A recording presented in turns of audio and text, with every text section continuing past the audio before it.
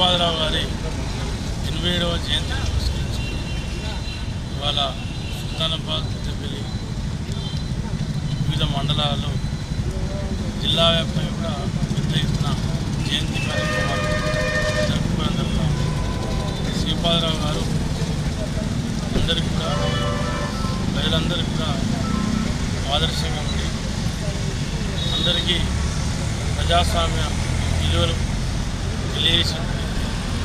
మరి ఈ ప్రాంతం నుండి స్పీకర్గా 3 సార్లు మంత్రి నుండి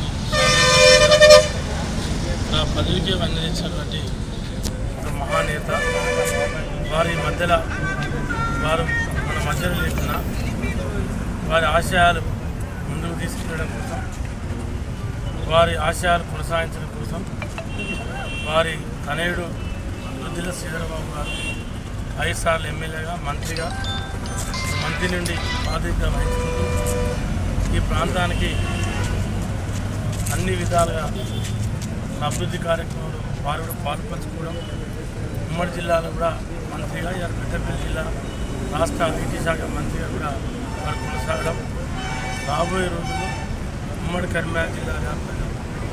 ఎవరైతే శ్రీపాదరావు గారి అభిమానులు ఉన్నారో, శ్రీధరబాబు గారి అభిమానులు ఉన్నారో వారి ఆశయాలను ముందుకు తీసుకెళ్ళడం కోసం, ప్రజాస్వామ్య విలువలను కాపాడడం కోసం ప్రతి ఒక్కరు కూడా పాటుపడాలని చెప్పి ఈ సందర్భంగా తెలియజేసుకుంటూ మరిన్ని వీడియోస్ కోసం ఛానల్ ని సబ్స్క్రైబ్ చేయండి. లేటెస్ట్ అప్డేట్స్ కోసం వాట్సాప్ ఛానల్ ని ఫాలో చేయండి అండ్ లింక్ డిస్క్రిప్షన్ లో ఉంది.